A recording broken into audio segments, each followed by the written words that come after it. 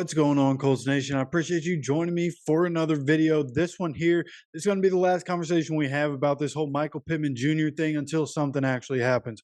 But this is a part that I've seen so much in comments that I thought I should just address it in its own video and kind of how I feel about, some of the things that you guys are saying and the arguments that you're making and what my rebuttal would be to it. Because a lot of people think that it's just a guarantee that Michael Pittman Jr. is going to come back, whether it's him getting signed or him getting franchise tagged. So, what I want to talk about is my rebuttal to that and why I don't necessarily feel the same way that it seems like a lot of you do. So, what my argument here is and why I'm actually looking for solutions on what we should do after Michael Pittman Jr.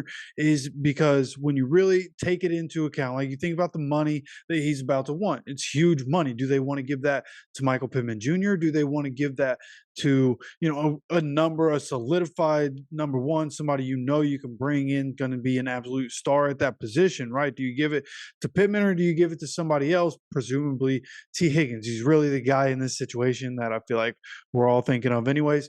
Is it going to be Pitt? Is it going to be T? If you're giving that money away, or are they going to try to get multiple guys for the same money that they would give Michael Pittman Jr.? There are multiple avenues you could go here, and nothing's a guarantee because while we all love Michael Pittman Jr. and he's been a good number one for us, I think the realistic thing is that there's just when you think about tiers, like the tier that Jamar Chase would be on, tier that Keenan Allen would be on. I don't know if Michael Pittman Jr. is there.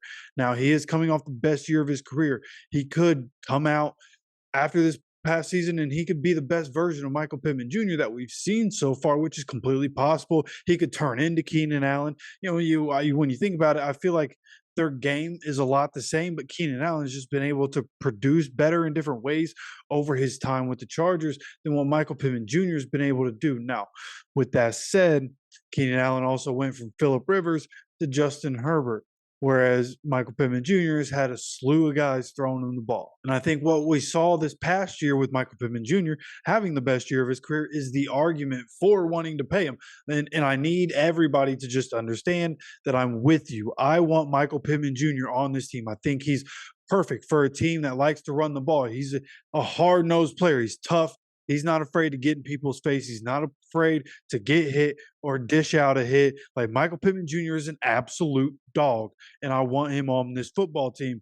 But I'm just saying if he's not, right, which is entirely possible, and it's entirely possible because he might not end up getting the bag. They might want to allocate that money elsewhere if they're able to. Okay, now there is the avenue where Chris Ballard does pay his guys, right? Guys that he drafts, guys that he believes in, guys that he brings in as free agents, right? Kenny Moore. He gave Kenny Moore money before Kenny Moore ever really did anything for anybody. So he will pay his guys. He's shown over time he will pay his guys, which is the argument that you can always come back to in this subject and say, well, he's done it before, he'll do it again.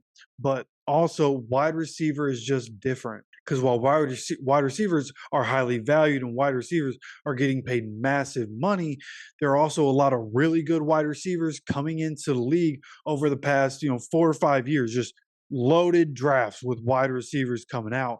So as the wide receiver talent continues to get better, and that, partly, yes, because the way the game is played nowadays, but these receivers are great. So you have a lot of teams getting these solid number ones, like star number one guys year after year, different team getting a new young star number one. So then you have these teams, a lot of teams getting really good number twos. And I think if you're able to add some depth there, that'd be great. But do the Colts believe that Michael Pittman Jr. is going to sustain his level of play and even be able to exceed it, right? If he's getting massive money, they're going to want more from him. They're going to want him to take that superstar role and start to become a guy that's getting, obviously 100 catches, maybe even 125 catches, 1,500 yards. Like that, those are the kinds of seasons we're going to expect. His touchdown numbers need to go up. Michael Pittman Jr. is just going to have to produce more. And the fact that he hasn't done it consistently is what might be something that happens in these negotiations. Okay. Now that's like the side of it I feel like we've talked about a lot. The other side of this thing, okay, when people are talking about franchise tag, when people are talking about, any of the personal stuff, first of all, the franchise tag Chris Ballard has never used. in Indianapolis, and I'm not sure if he wants to use it, right? Especially on high profile guys. I just feel like a lot of players, like if you franchise tag a player, most of the time that player leaves after the franchise tag anyways. So do you want to damage an entire relationship with a player, especially somebody that you know personally, somebody that you've grown close with over the years personally, that you've been emotionally invested with, professionally invested with? Are you going to want to have this relationship turn bad because you put a franchise tag on it? A franchise tag gives the player no option. Yes, Michael Pittman Jr. would be making a lot of money, and he might want to go ahead and do that. But in my opinion, Michael Pittman Jr., with the age that he's at, the specific age that he's at, I think he's going to want more of a long term deal so that he's secured into his 30s, and then he can decide what he wants to do after that point. And also, I don't think it's a sure thing Michael Pittman Jr. wants to just continue to live in Indiana, right? This is a guy that comes from the West Coast. I heard somebody make a really compelling argument in the comments about Michael Pittman Jr. going to Vegas, and that would be crazy. Michael Pittman Jr.